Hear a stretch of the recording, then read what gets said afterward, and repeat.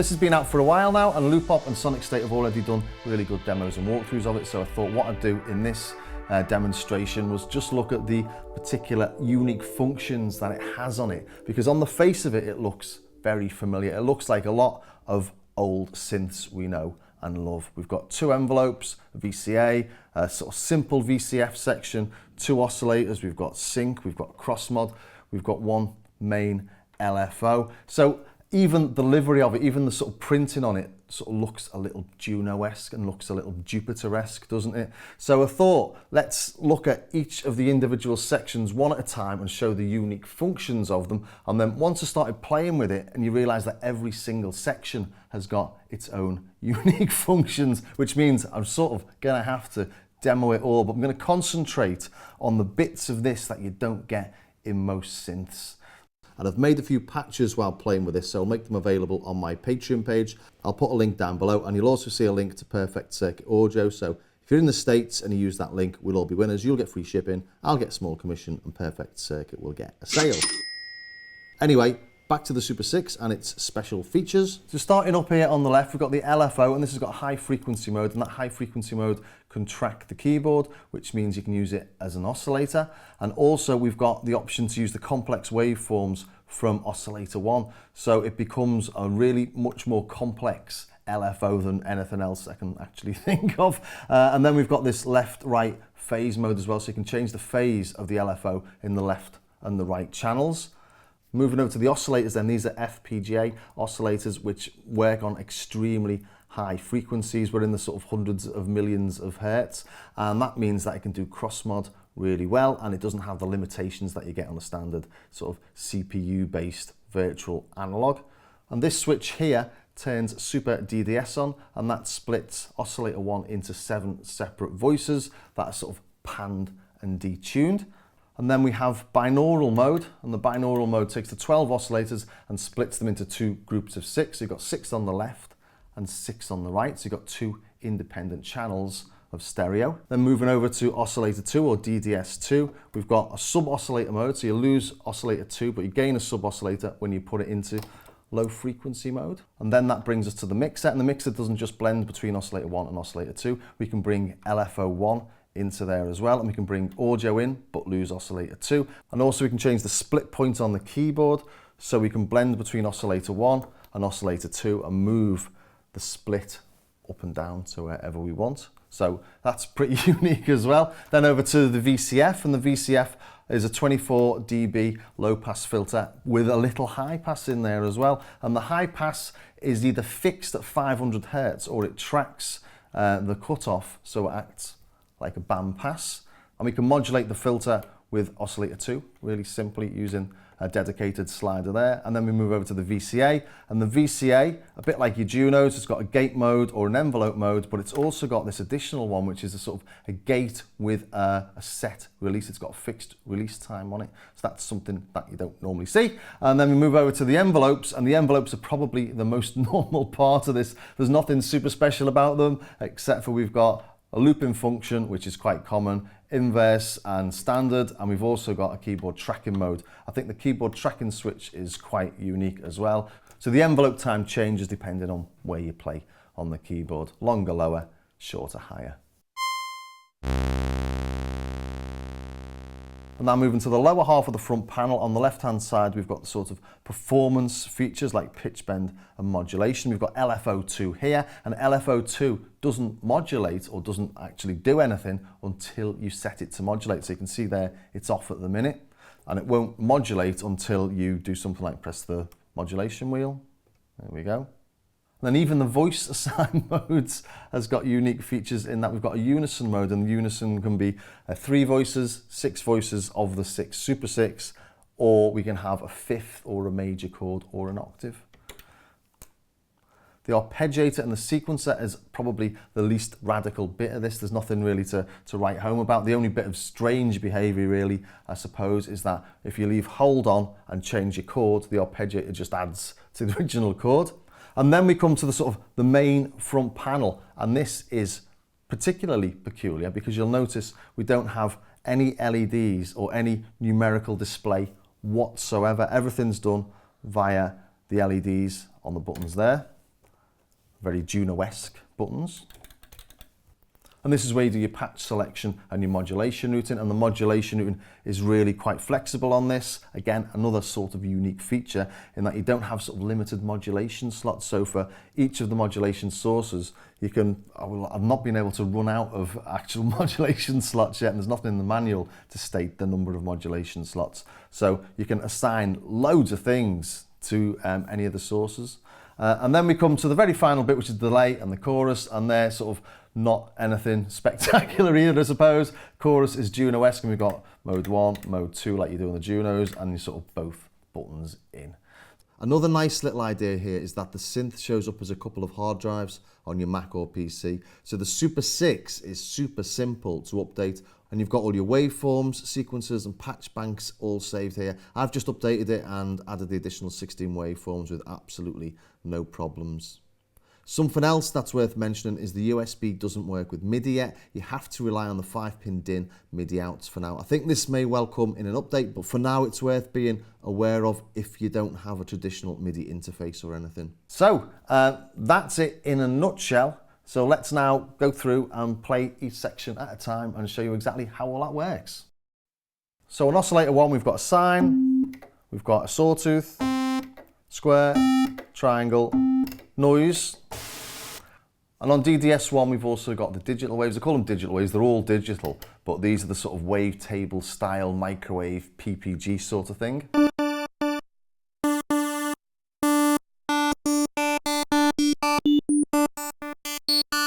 It originally only had those 16, now it's got an additional 16 with upgrade to version 0.26. So we've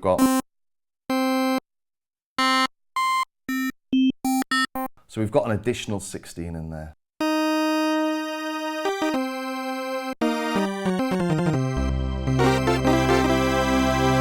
You can load your own, and once you save a patch, you've saved that wavetable, or that wave shape I should say. It's not a wavetable, you can't blend between the different waves. So moving over to oscillator 2 then, and we've got similar wave shapes. We've got all the sort of standard analog ones you'd expect, or analog style ones. So let's blend it over to oscillator 2 only.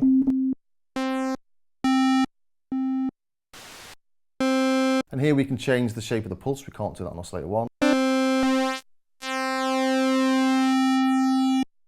We've also got a detune on this, which goes plus or minus 10 semitones.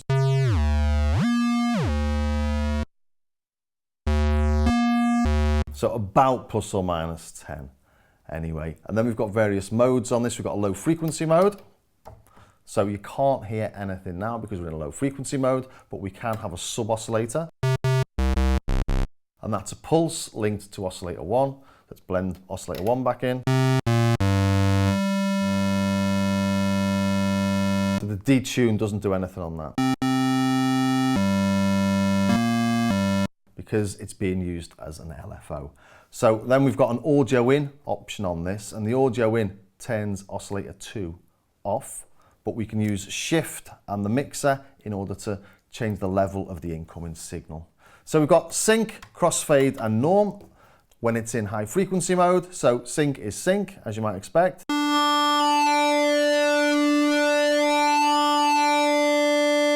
And as I mentioned in the intro, the crossfade blends between oscillator 1 and oscillator 2 depending where you are on the keyboard. And this knob changes the actual split point. So let's get two very different sounding waves, shall we?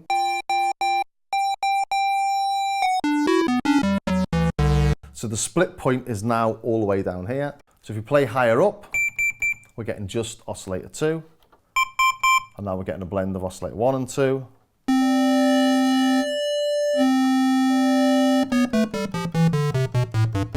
All oscillator 1, all oscillator 2. So quite nice because it means that you can do two separate sounding things, left hand and right hand.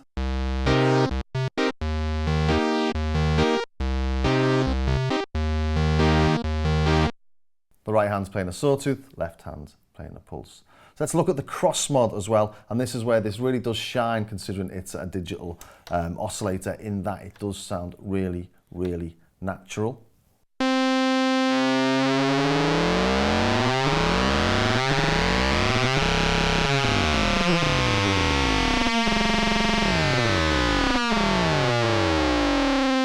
So that sounds analog to me, it sounds really natural, but the one thing I normally do when I demonstrate cross-mod is put oscillator 2 or the modulating oscillator into a square, because you get much more sort of dramatic effects. But when you try that on this,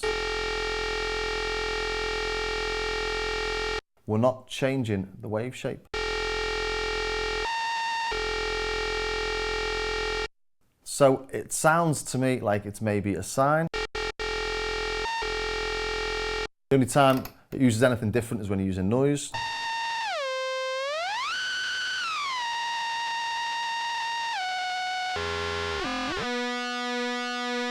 So all the other settings use the same modulation wave shape, which is a bit of a shame because I do like being able to change that and get different tones. So let's stick with the oscillators and move to this DDS modulator and the voice to sine. And starting with voice to sine, we've got solo, which does what you might expect, legato. Let's put an envelope on the VCF, shall we? It's not re-triggering, as in solo mode it does. Got unison mode, and that's got various options. If you press shift, we're now changing the unison size from 3 binaural oscillators, or 3 binaural voices, to 6 binaural voices, and I'll describe what they are in a minute, to adding an octave, to adding a fifth, and to add in a major chord. So again, a little bit different. Let's take shift off and move down to poly 1. Poly 1 and poly 2 are slightly different in that in poly 1 our envelopes will run into the next sound or the next key pressed.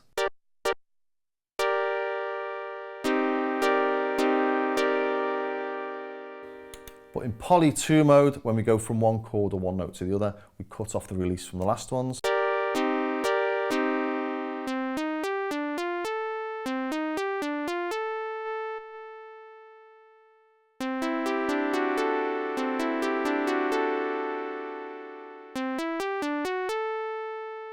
So slightly different there, and a nice little addition, I think.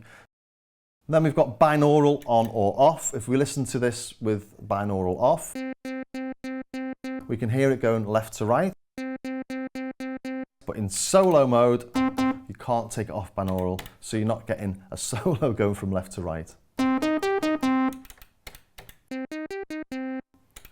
this is a 12 voice synth, so in standard poly mode, we get 12 voices, so we can play 12 notes. Let's just put a sine on oscillator 1.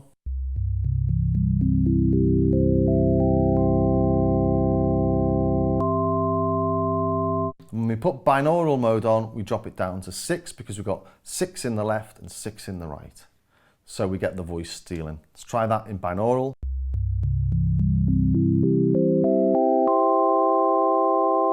We're only getting the top 6 notes.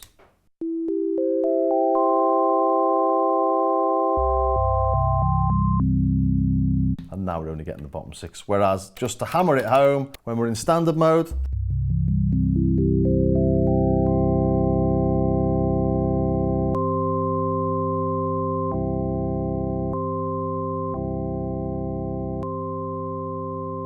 so quite interesting.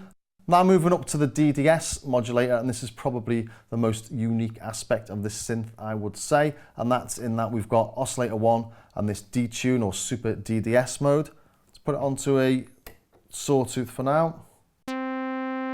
Put DDS mode on.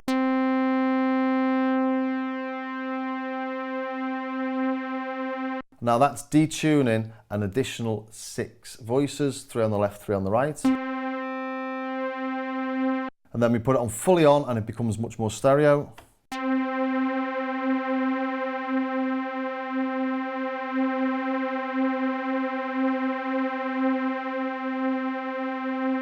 So not as wide in half mode.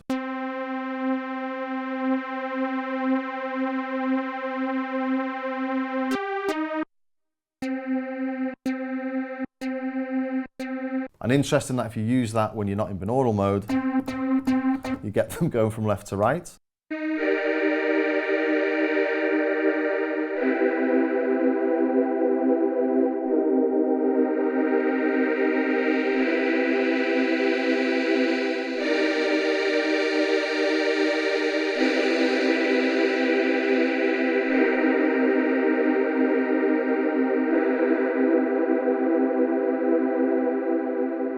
So that's just a single oscillator, but it's got all those different voices playing. Let's put that in binaural mode or binaural mode.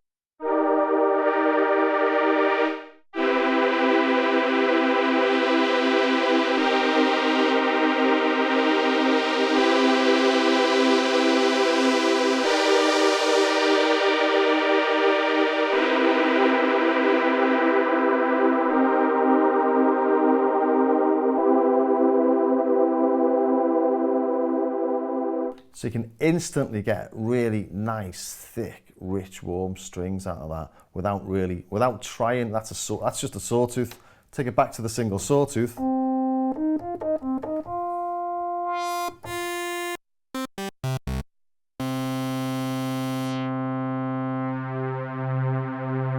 So simple sawtooth to a gorgeous pad by changing attack, release, VCF and the detune. Simple.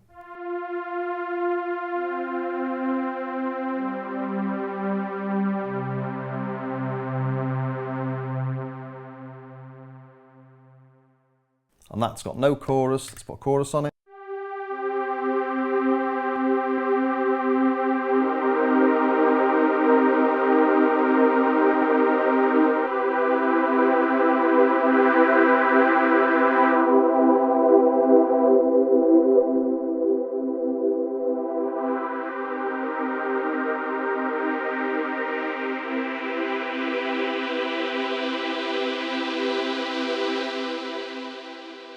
And we can modulate that using this knob here. When we're in super DDS mode, we're using detune and SWM.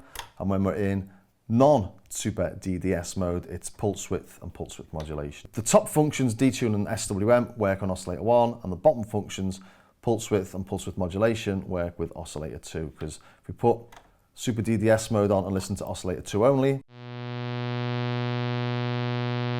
nothing.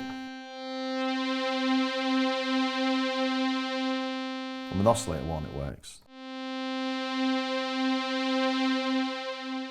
It's interesting that there's a sort of lag. It doesn't instantly click in, it sort of gradually spreads from 0 to half to 1.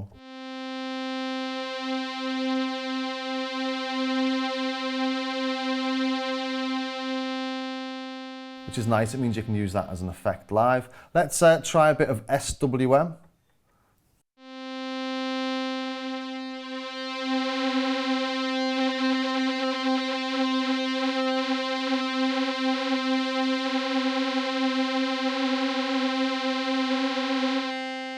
That's effectively doing this.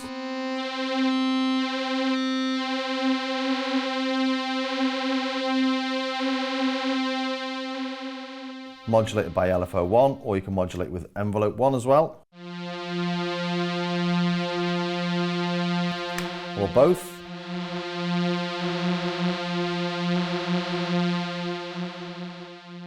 And I did say I'd stick to the sort of odder functions, so I'm not going to show you LFO1 or envelope 1 changing the pitch of the oscillators. Nothing too interesting in that. So I think that covers oscillator 1 and oscillator 2. So let's move on to what could be or is sometimes oscillator 3, and that's the LFO. So LFO1, you can use it as a standard LFO, obviously, and you've got access to it from the DDS Modulator section, you've got access to it in the VCF section, and you've got access to it in the VCA. I did say I wasn't going to show you modulating the pitch of the oscillators with the LFO, but I will.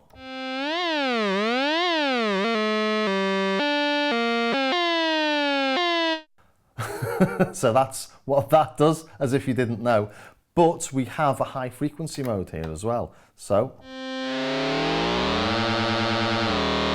we start to move into more like Prophet 5 territory, where we've got the polymod section, because here we've got access to crossmod through the LFO here, got the crossmod section here, we've got access to DDS2, so the oscillator 2 in the filter as well. So although we've got no dedicated crossmod section, we can access cross modulation or polymod in lots of different ways. And as I said earlier, we can put LFO1 into DDS1 or DDS2 when it's in high frequency mode.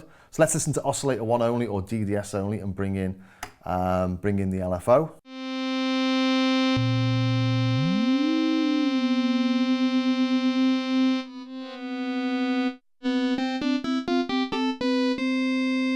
We We can't change the amplitude of LFO1 compared to DDS1 in this case, but we can change it compared to DDS2.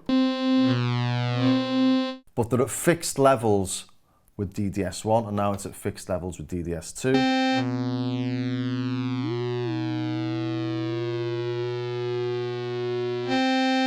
And now we're just listening to DDS1. So it's a blend between one of the oscillators and LFO and the other oscillator. But there in the center position, we're getting a blend of all three. So let's put it into high frequency tracking mode on DDS1.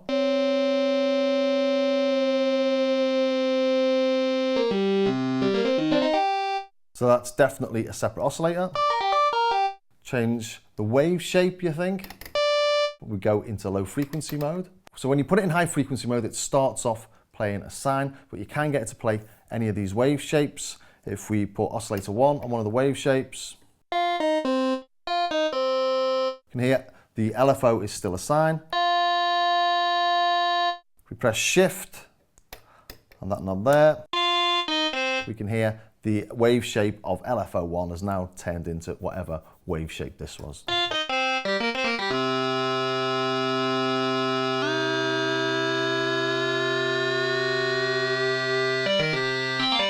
That's definitely not a sine, but we can now change oscillator 1.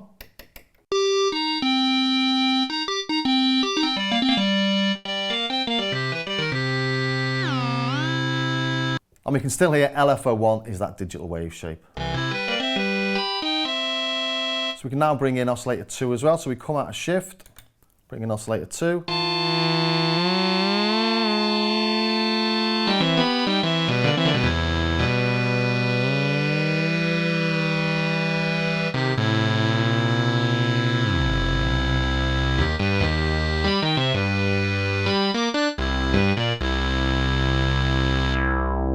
And that all goes through the filter. That's a 3 oscillator sound from a 2 oscillator synth, but we're not finished with LFO1 yet. We've got this left and right phase as well. So let's modulate the VCF with the LFO. Let's put it onto something like, I don't know, a saw.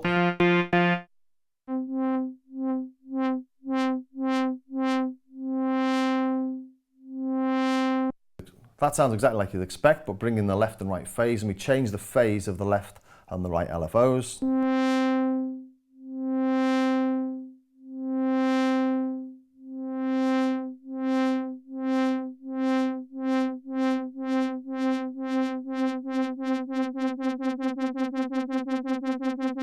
So that's not the sound sweeping from left to right, that's actually 2 different filters.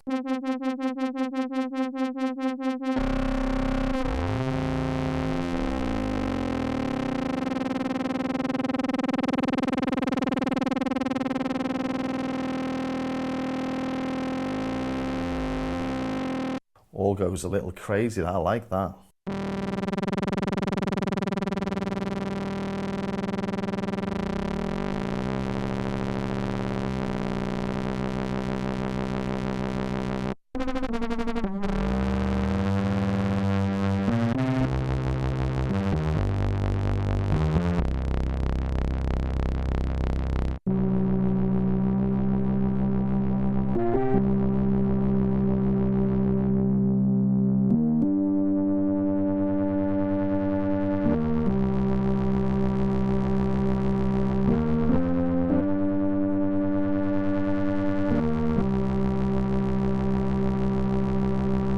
So there we're modulating the filter at audio rates, left and right, out of phase, and bringing in the second oscillator.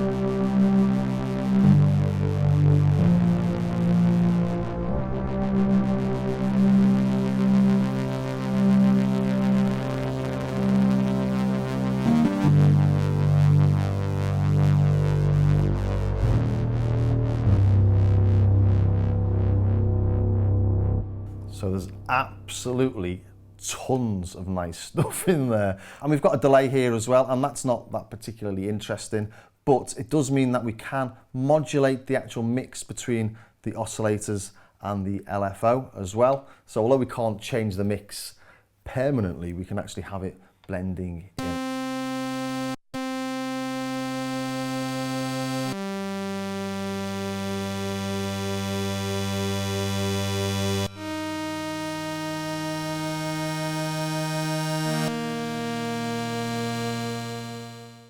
So loads of nice, gentle modulations you can do using that as well. Okay, moving over, as we've been playing with the filter, let's move over to the filter now. Let's bring up the initial patch again, shift and manual. Take that off in case I get confused when I press a key too hard.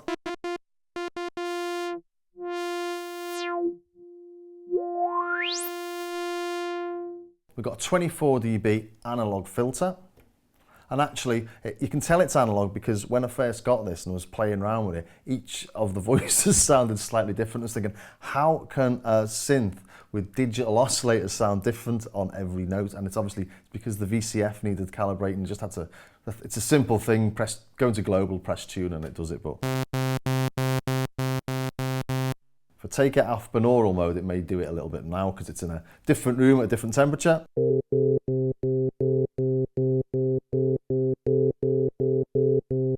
And you can hear there we're getting slightly different cutoffs and making the resonance sort of a little bit out of tune and on different voices,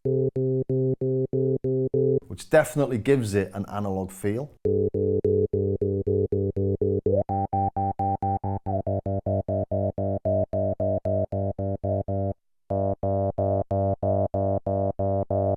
Every key press is slightly different, isn't it?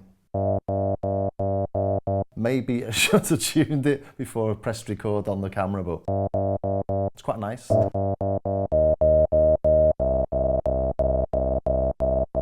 Okay, should we do a dreaded filter sweep and see how many copyright claims I can get against myself again? So I'm going to turn the resonance up, so watch your ears.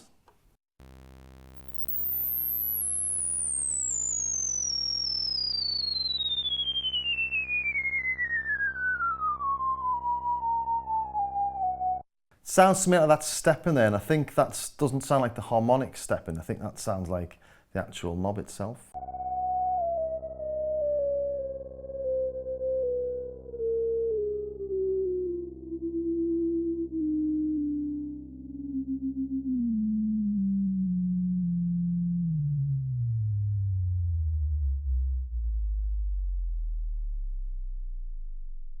And we go right down to thunderous bass territory, don't we?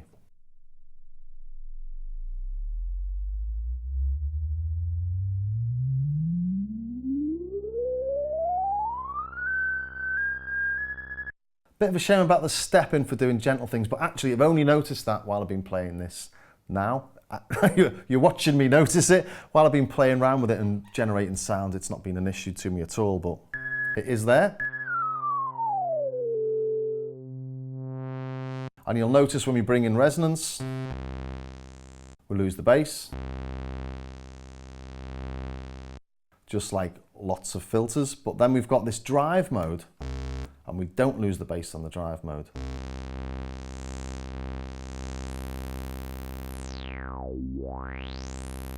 And that gives us lots more scope for different sounds. It's a really nice touch that they've done that. In fact, I had a little play with a little bit of classic acid.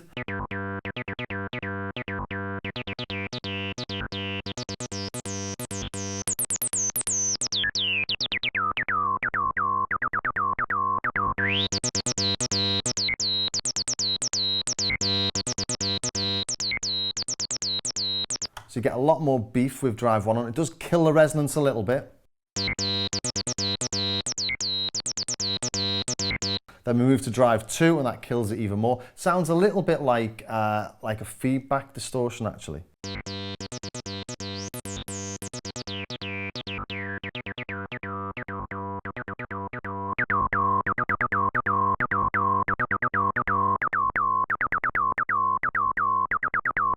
But what those two drives do, they give you plenty of scope for different sorts of tones when you hammer in that filter.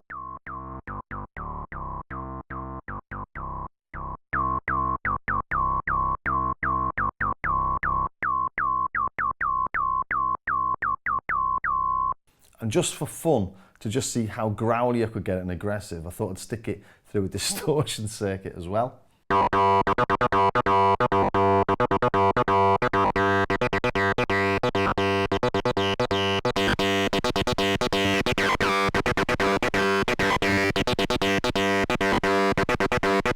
Lovely little fuzz box this from Valco called the Blood Buzz.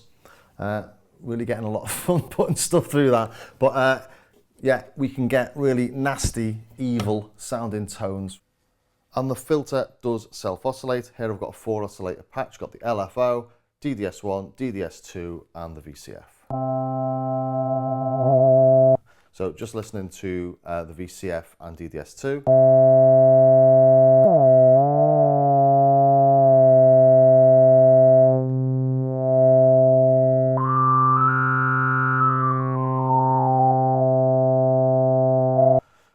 And now we'll just listen to DDS1 and the LFO.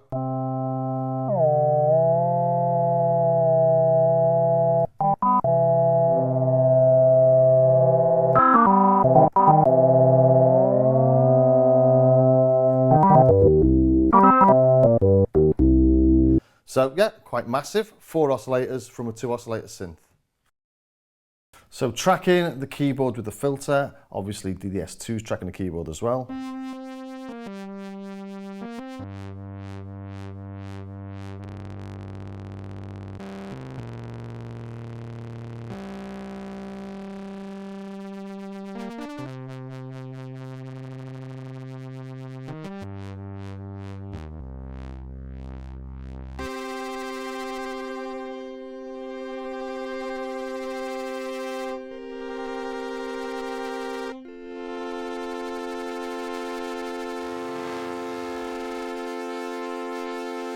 Makes it really super controllable.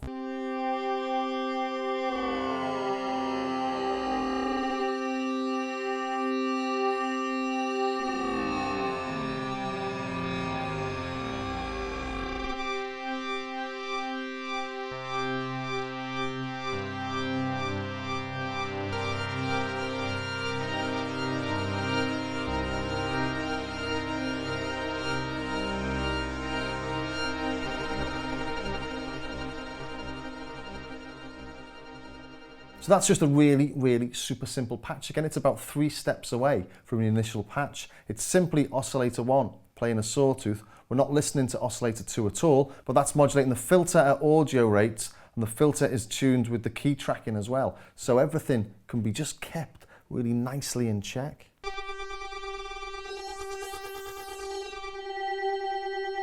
And every tweak you make creates a nice tone.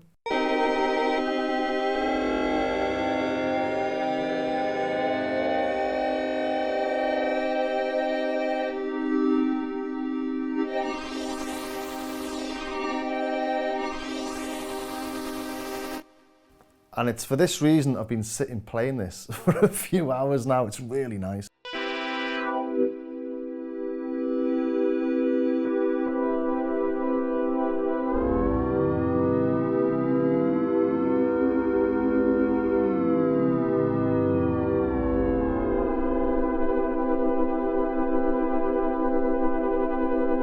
Gorgeous, isn't it? And although we can get the sort of nice subtle phasing from left to right on both the LFO and DDS2 as a modulation to the VCF, they both act in a different way. With the LFO, you're getting the same rate across the keyboard.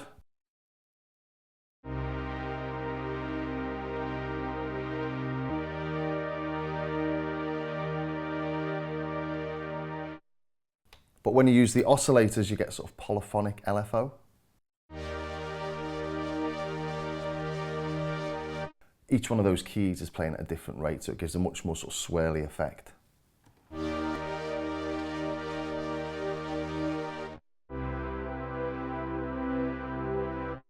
Two variations on a theme, but both really well implemented. The filter section's also got a really basic high pass filter in it. It's got one that'll just have a really soft slope at 500 Hz, which is good for sort of demudging a mix, I suppose. Sort of reminds me of the Juno where you've got 4 different levels, haven't you? And you sort of leave it on level 2 if you just don't want to muddy your mix up. So it's almost like that, really.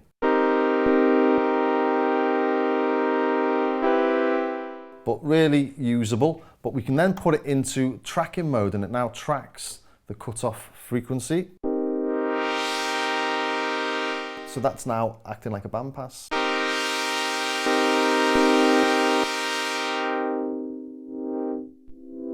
Well, almost a bandpass.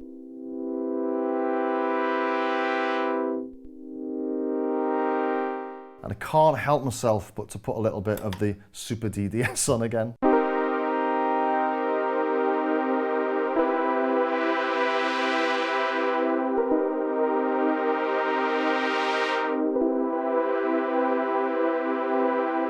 So although limited, it's quite a nice little touch, and it does open up, as the drive does, lots more tones.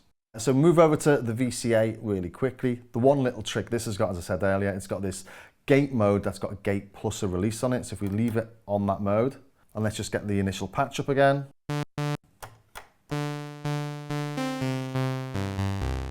And you can hear there, we've got a sort of very usable release time. We've also got LFO1 as a modulation source. And we can hear there that LFO1 is out of phase.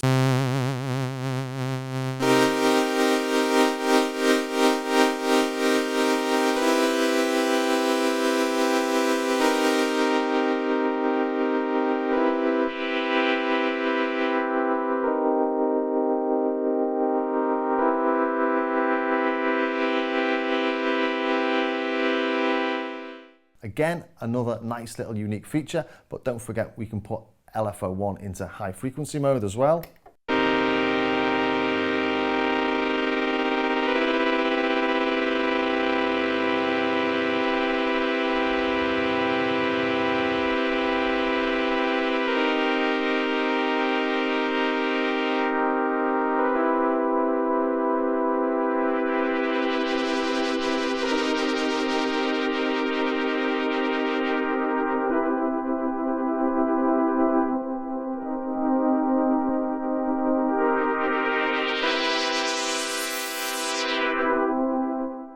So just adding a bit of LFO1 at high frequency rate to the filter as well.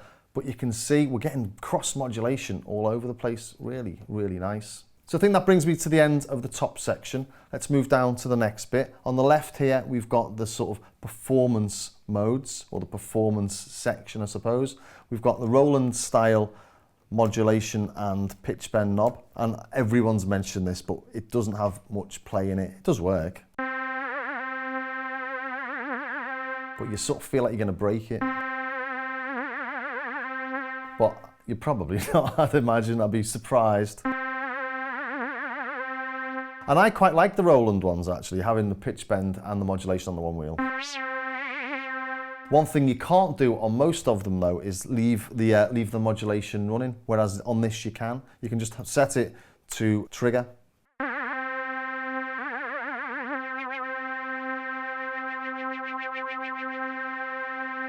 We've got the routings for pushing it forward on the left, and for the pitch bend left and right over here on the right. And we've got VCF, and we've got the DDS for both of them. And we've got the option of having them on or off. So for the modulation, for example,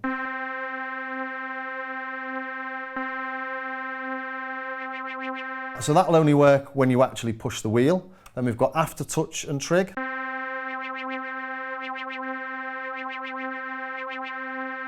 And then we've got just on as well. So that's a little bit like when you've got like a Moog style double wheel and you've got the modulation wheel, you can just leave it on.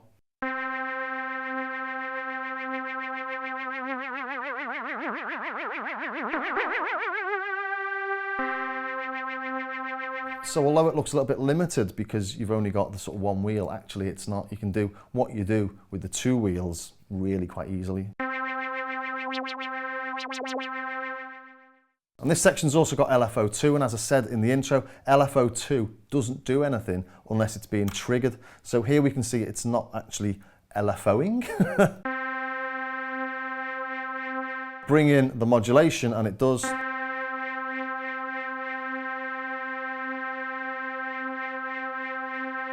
So this LED pretty much indicates the voltage that's coming out of this circuit. So if we use LFO2 as a modulation source for anything else, it doesn't have to be constantly on. It can be if you want it to, but you can just modulate whatever you like with LFO2 by bringing it in however you like. So you can use it much more as a performance tool when you're modulating anything else across the keyboard. You can modulate, bring in cross mod, for example, with LFO2 with the performance. It doesn't have to be there all the time. We've also got an LFO2 delay.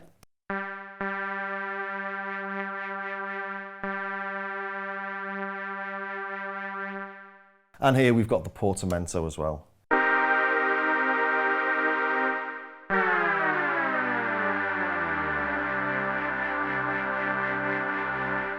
Which is polyphonic. So that brings me on to the arpeggiator and the sequencer, and like I said earlier, it's not radically different than most things. We've got a sync button here which syncs LFO1 and the delay, and it also syncs to external clock. Then we've got the range, which is either 1, 2, 3 or 4 octaves.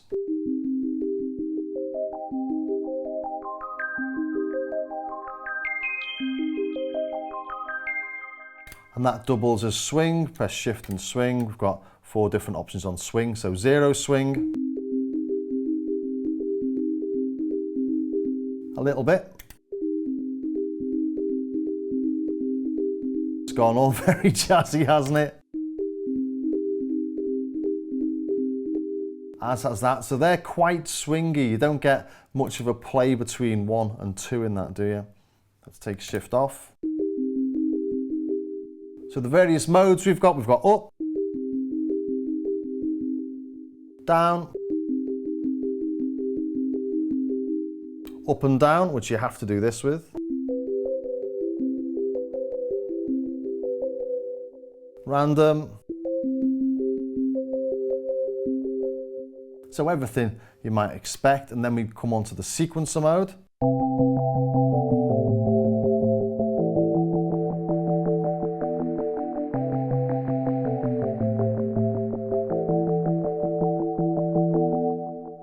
So that's just gorgeous, isn't it? And yes, it is a polyphonic sequencer, so that's playing chords, or that's how it's playing chords. It's a step sequencer. You can only program it in step mode. So let's clear it, shall we? I'll load in one I don't mind losing. So shift and load.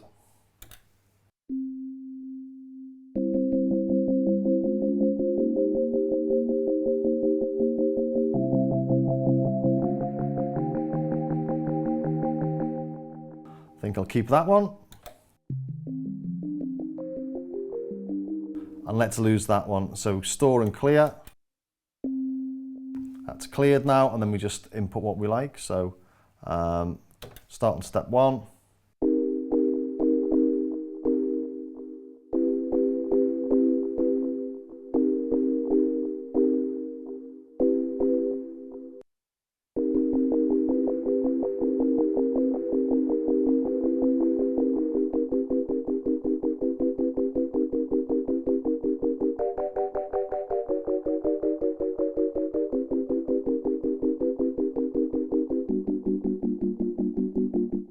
The weird thing about this hold mode is when you're in arpeggiator, I think I said this earlier,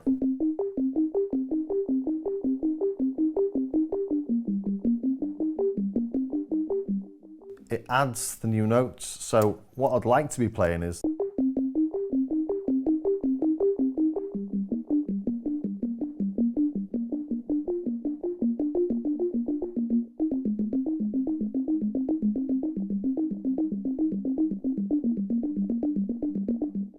but what you get is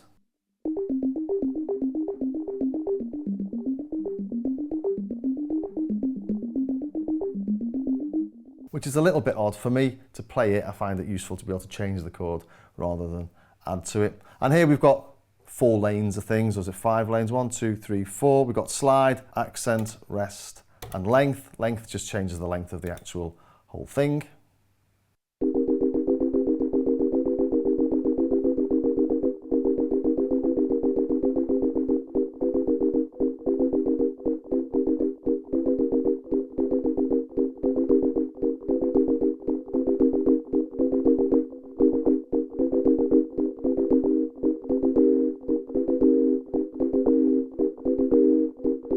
One thing I like to have on a synth is a chord mode, and this doesn't have a dedicated chord button, but we can do it using the sequencer, and helpfully one of the preset sequencers does just this. So simply go to store and clear, and that's cleared that sequence now, and we've just got a single note playing. We can see that's just one note or one step long. So if we go to step mode and then step 1, let's put a chord in. So we've now got one step that just contains one chord, but you can hear it's playing over and over. So to avoid that, we then need to slide from step 1 back to step 1 again. To slide, and then we put a slide on step 1. Come out of that mode. So you can get a chord mode out of it. It takes about how many button pushes to do it. Not as simple as just pressing a button and playing a chord, but it can be done.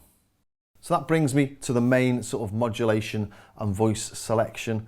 And you'll notice here there's absolutely no numerical display whatsoever. You can find your way around it, but I do find this a little bit frustrating at times, especially when I'm moving from patch to patch. So selecting a patch, for example, 1A, 1A. We found it, now we've got 1A2. So we hold 1 again. It's flashing, now we've got 1A2. Seems okay, but when you look now, I don't know if I'm on 1A, 2A, 3A, I have no idea whatsoever. And once you spend a while tweaking a tone, I don't know where I am. You can press shift twice and you get it back.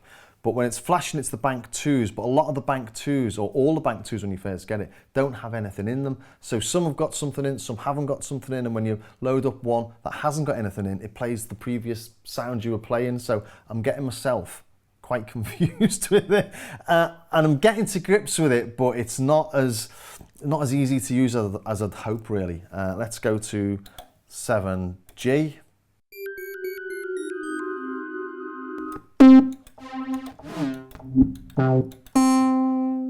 So I'm moving through bank G there using these on the left, whereas on the Juno, for example, you use bank B to run through the sounds on the right, which is confusing when you use the Juno. So if we go to E1,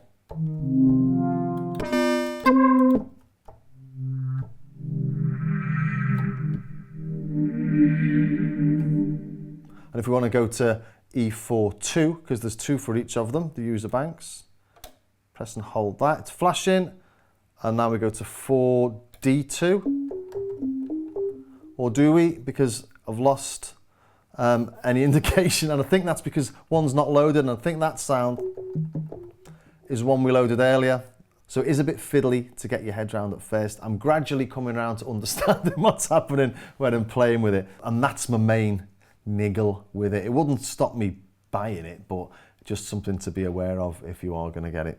So that brings me onto the modulation section, and this is really quite flexible considering we've only got these 16 buttons to use. We've got on the top here, we've got the sources, which don't include LFO1 for some reason. I mean, I know you can access LFO1 here and here and here, but it would be quite nice to be able to access it from here as well. Occasionally I've thought it'd be nice to play with LFO1, and I just can't do it, and I have no idea why that might be, but I'm sure there's a legitimate reason for it, maybe because it goes into the audio rates. But we've got DDS2, which is audio rate, as a source here, so just a bit confusing. We've got LFO2, envelope 1, and as envelope 1 loops, you can use that as an LFO. So, you know, maybe I'm overthinking things a little bit, but you've got LFO1 as a destination, so you can modulate LFO1 with any of these sources. And I'm sure if you're interested in this synth, you've probably seen all the videos showing how you do it. LFO2, let's modulate the cross mod. There we go, and then we'll change the amount. And then if there's a destination you want to use that isn't one of these 8, for example, let's find something. So let's modulate the detune with the aftertouch. So we go to mod assign, hit aftertouch, wiggle detune. You saw those lights sort of whiz across there, and then we add modulation. So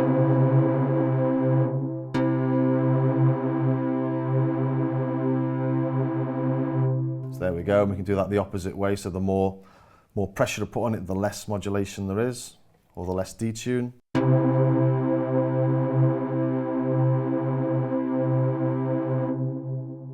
That might be more obvious if we use aftertouch to change the pitch of oscillator 2. So aftertouch, pitch of oscillator 2. Let's increase it with aftertouch.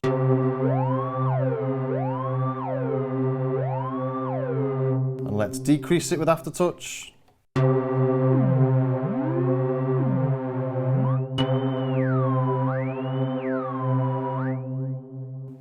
So you get the idea. It's really, really easy to set them up. You can go in, it's quite easy to delete the ones that you don't want.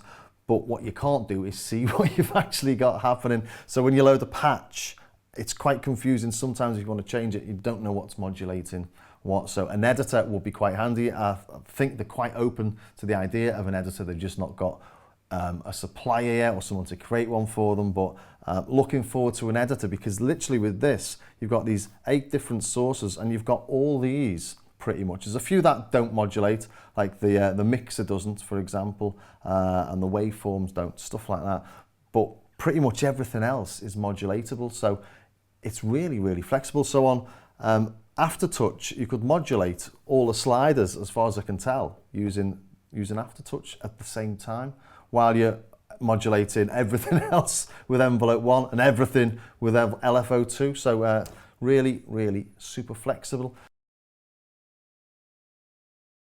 So then we've got delay and we've got the chorus. The delay can be synced using the sync button in the arpeggiator, level, time, and feedback. We all know what that does. And then the chorus, we've got a Juno style chorus. We've got 1 or 2 or 3. So if we just put let's put a really simple patch on again. So chorus, chorus 2, chorus 3. They're not quite like a Juno chorus, they're not as chorusy or something. At least from what I can remember. But they are nice.